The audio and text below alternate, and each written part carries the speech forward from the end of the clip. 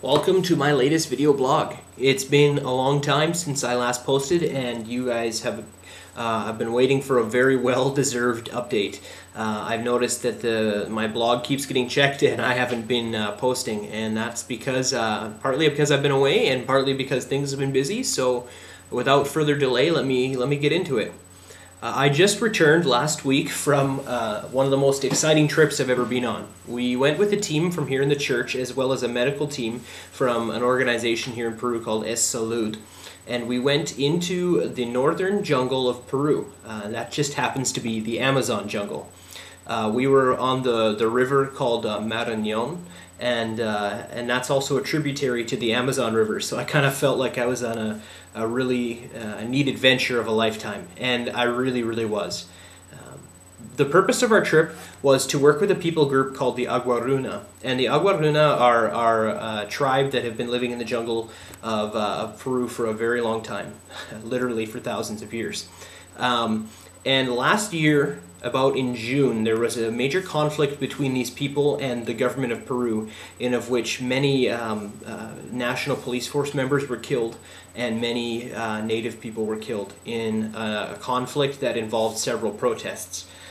Needless to say, there was a lot of destruction, there was a lot of anger, there was a lot of negativity that happened, and so we made the focus of this trip to be on a few specific things. So the church has been working with this group now on 3 separate occasions, and this time we kind of tried to focus a bit on teachings of peace and of how to live without conflict, which is an extremely difficult thing to do. So we did worship services for the 4 days that we were there every night, and a lot of the preaching consisted of healthy community living and also of healthy interactions with people, how to respond to conflict. I myself preached on the last night that we were there, and my sermon topic was exactly on that. It was on peace, love, and unity, and Paul's call in Romans 12 for us to live in unity with each other and live in love. And that went over really well. Actually, I read my sermon in Spanish because we were in a tribe of people that don't speak very much Spanish at all. And they speak a language called Aguaruna. And so I read in Spanish to ease translation, because if I read in English, I would have been translated from English to Spanish and then from Spanish to Aguaruna, which would have been a lot more convoluted than it needed to be. So I stepped up and I read, and it was challenging but very good. And very well received. After the prayer time, after the sermon, there was a prayer time, and it seemed that the message was really well received. So I felt good about that.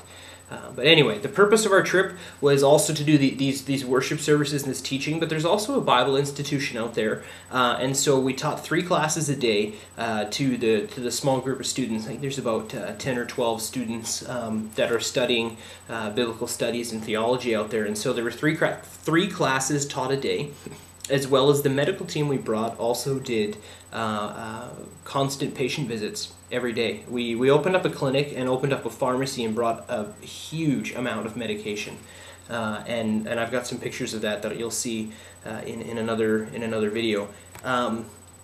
But anyway, they saw nearly 450 patients in the time we were there. There was also a dentist on the medical team who was able to do some dentistry work with the people there too, which was really neat to see. Also, we did classes on education and agriculture, education on safe sex practices, as well as family planning when it comes to not getting pregnant. We also did some educational things on the reproductive cycle of a woman's menstrual cycle and that kind of stuff, which was it was interesting to teach that to them, because it's something you know because you live life, but it's something that they've never been educated on. A lot of the people we were working with have very little education, and so it was interesting to see the curve of learning in what we were teaching. The other thing we did there is we opened up a library for the Bible institution. We brought out nearly 150 books, if not more, I think, and built shelves and put them in the library there, which was very cool. It was neat to see. We got signs up for the library, signs up for the clinic and the pharmacy that's been open there.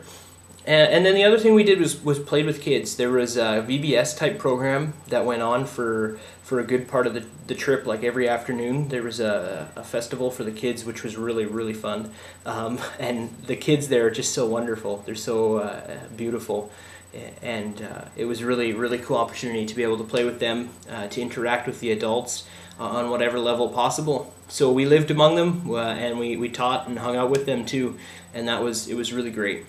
And let me say, the jungle is the most beautiful place in the entire world that I have ever seen with my own eyes. I am so thankful that my job on this trip was solely to preach once and to take pictures the rest of the time. I came home with more than 1,000 photographs, which I edited down to about 348. And so hopefully I'm going to be able to post some photos either on my blog in a video or with some other venue. Anyway, needless to say, our trip was incredible. It was great. It was an amazing opportunity, and I'd go back in a heartbeat. The people there are the most servant-hearted and hospitable people I've ever worked with. It was great. They were very, very welcoming and very, very kind, and a lot of fun. And so the adventure, well, it was great. It was really great. But now here we are back in Lima. I've spent the last few days actually processing photos and videos. I've been pretty busy since we got back, and hence my late update here, but I'm hoping to make this one a really good one. I've been processing photos and videos and doing work like that, but as well as when I got back, I started writing a sermon. I'm preaching this Saturday in youth group. I'm going to talk to them about what it means to be an obedient follower of God, even though it requires risk in a lot of occasions. So it should be really good. I'm very excited for the message that I think God's wanting me to share with them. As for this month, January is slowly morphing into what my routine before Christmas looked like.